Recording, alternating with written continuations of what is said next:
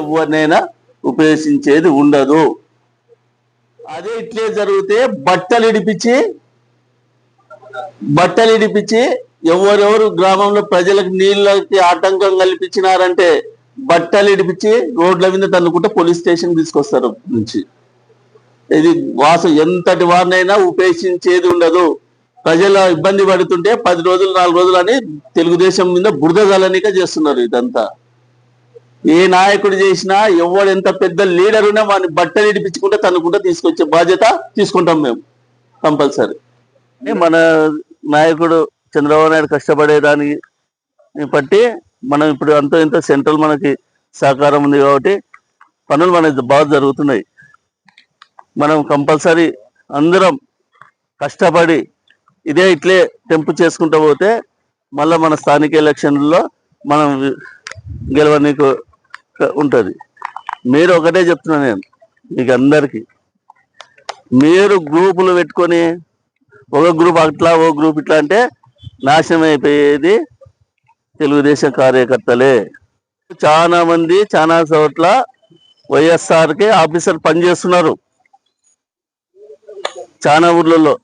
అందరూ దాన్ని ఇప్పటి నుంచి ఈ రోజు నుంచే కంట్రోల్ చేస్తాం. కొంతమంది మన పార్టీలోనే కోవేట్లుగా మారినారు. నేను ఓపెన్గా చెప్తాను, నేను ఎవ్వరికి భయపడాను. కోవెట్గా మాట్లాడి ఇది ఇస్తే అట్లా అది వస్తే ఇట్లా పార్టీకి చెడ్డ పేరు తెచ్చుకుంటా చేయడం జరుగుతుంది. అవి జరిగే ప్రసక్తే లేదు. ఎంతటి వారినైనా తీసి గడ్డవారేసేదే. పార్టీకి దెబ్బ తీస్తాడనే తోడు ఎవ్వడే కానీ ఒప్పుకునే సమస్య లేదు. ఎందుకంటే పార్టీ ఇంత కష్టపడి నారా చంద్రబాబు నాయుడు చేస్తుంటే మనం గెలిపించుకోలేకపోతే మనం ఎందుకు ఉండాలి ఈడ నాయకులు? ఇన్నేళ్ల నుంచి కష్టపడి ఈ రోజు వెల్లుతి మండలం ఈ రోజు వచ్చిందంటే 35 ఏళ్ళ నుంచి కష్టపడుకుంటూ వచ్చినాం పార్టీని. మేము 35 ఏళ్ళ నుంచి ఉండి పార్టీని ఒకరిని చేర్చుకుంటూ అంతా చేసుకుంటూ వస్తే లేదు.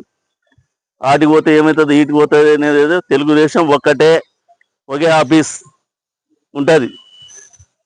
కానీ ఊకే వర్గాలు పెట్టుకొని పోయితోని ఎవరిని ఉపయోగించేది. ఎదుటి మండలం అంటే సింగల్గా నడచాల్సిందే. ప్రతి కార్యకర్త కష్టపడిన వాళ్ళ పనులు ఇవ్వాల్సిందే. ఊకే ఎవరో వచ్చి చేసినారంటే కుదరదు అది. కాబట్టి మీరు కూడా కంపల్సరీ కష్టపడాలా. మనం ఊకే ఏదో వచ్చినాం పోయినాం షో అనేది ఉండకూడదు. విలేజ్లో మనం కంపల్సరీ అందరికి చెప్పుకుంటే కానీ మనం గెటన్ కాలేం. ఇప్పుడు చాలా సార్ల వైఎస్ఆర్ వాళ్ళు పనిచేస్తున్నారు దొంగదాపున. సర్పంచ్లు ఉండరు, అది ఉండరు, ఇది ఉండరు. అవి మాకు చెప్పాలా. నిన్ననే ఎల్బండ సమస్య జరిగింది. ఆఫీసర్ వైఎస్ఆర్ వాళ్ళు ఎట్లా చేస్తారు? స్కూల్ బిల్డింగ్ పని మన వాళ్ళు చేయాలా. నిన్న సాయంకాలం నిన్న ఉదయం చెప్తే ఎంపడపై బంద్ చేయండి మన వాళ్ళు చేయాలా. ఎట్లా చేస్తారు? మన స్కూల్ కమిటీ ఉంటుంది, కమిటీ వాళ్ళు చేయాలా. ఆఫీసర్లకు కూడా చాలా ఈ రోజు నుంచి జాగ్రత్త. ఆఫీసర్లకు కూడా ఎవరున్నా సెకండ్లో ట్రాన్స్ఫర్ అయిపోతారు. ఎవడైనా చిన్న తప్పు చేసినారంటే మన కార్యకర్తకి అవమానం జరిగిందంటే మనం 6 నెలల సంవత్సరం 6 నెలల వరకు 4 సంవత్సరాల 6 నెలల వరకు మన ఆఫీసు మెట్లెక్కిలేం. ఈరోజు ప్రతి ఒక్కడు వైఎస్ఆర్ వాళ్ళు పోయి అక్కడ కూర్చుంటున్నారు. అంటే మన దాంట్లో తప్పు జరుగుతూ చేస్తున్నారు. ఎవరే కానీ మన గ్రూపులు పెట్టి ఈ 6 నెలలు మళ్ళీ పడినారంటే మొన్న ఎమ్మెల్యే ఎలక్షన్లు ఎట్లా తిరిగి చేసుకున్నామో అట్లా తిరిగి చేసుకుంటేనే తర్వాత మళ్ళీ మనం కొట్లాడుకుంటాం. రోజు కొట్లాడుకుంటాం, అది మామూలే. ఈ సమస్య నాది, ఈ సమస్య నీది అనేది. ఎలక్షన్లకు మాత్రం కంపల్సరీ కట్టుబడి అందరం ఉండి ఎవరికన్నా రాని, ఎస్సీకి రాని, బీసీకి రాని, ఓసీకి రాని అందరూ కష్టపడి చేస్తేనే గెలిచేది.